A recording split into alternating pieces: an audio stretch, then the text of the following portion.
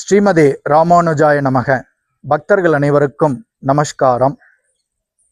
தானத்தில் சிறந்த தானம் எது என்பதை இந்த காணொளியிலே காண இருக்கிறோம். தானங்களில் பல வகை உண்டு. அன்னதானம், கோதானம், வஸ்திர தானம், பூமி தானம், கண் தானம், உடல் உறுப்புக்கள் தானம், கன்னிகா தானம். ஆம், ஒரு கன்னிப்பெண்ணை சீர்வரிசைகளோடு திருமணம் செய்து கொடுப்பது கன்னிகா தானம். இப்படி எண்ணற்ற தானங்கள் உள்ளன. இவை அனைத்து தானங்களுமே மிக மிக முக்கியமான தானங்கள். இதை ஒவ்வொரு மனிதனும் தான தர்மம் தன்னுடைய வாழ்நாளிலே நிறைய செய்ய வேண்டும். இதில் எந்தவித மாற்று கருத்தும் இல்லை.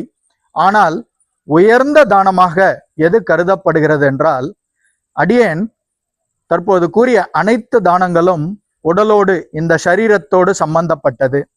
இந்த சரீரத்துக்கும் மேலான ஒரு தானம் இருக்கிறது என்றால் அதுதான் ஆத்ம ஞான தானம்.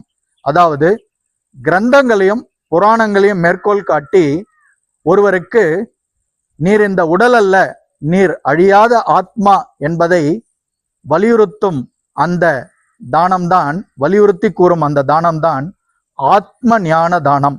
மற்ற அனைத்து தானங்களும் இந்த உடலோடு சம்பந்தப்பட்டு அழிந்து விடுகிறது.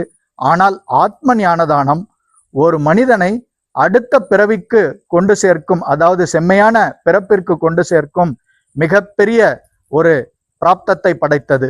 ஆதலால் தான் ஆத்ம ஞான தானம் அனைத்து தானங்களிலும் உயர்ந்த தானமாக கருதப்படுகிறது. அப்போது ஒருவர் நினைக்கலாம், அடியேன் மிகப்பெரிய கல்வி எதுவும் கற்கவில்லை, எப்படி ஆத்ம ஞான தானம் தன்னால் செய்ய முடியும் என்றால், நிறைய சத்சங்கங்களை ஏற்பாடு செய்ய வேண்டும். இதற்காக உள்ள பாகவதர்களை அழைத்து அங்கங்கே உபன்யாசங்களை நிகழ்த்த வேண்டும். சத்சங்கங்கள் நிகழ்த்தப்படுவதற்கு உறுதுணையாக இருக்க வேண்டும்.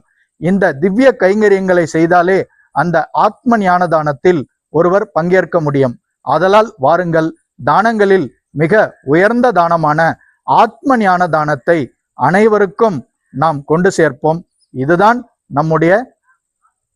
நம்முடைய புராணங்கள் வலியுறுத்தும் மிகப்பெரிய தானமாக கருதப்படுகிறது.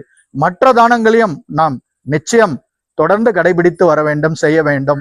ஆனால் ஆத்ம ஞான தானம் செய்வதை ஒவ்வொருவரும் உறுதி செய்து கொள்ள வேண்டும். மிக்க நன்றி. சர்வம் கிருஷ்ணார்ப்பணம். ஜெய் ஸ்ரீமன் நாராயணா.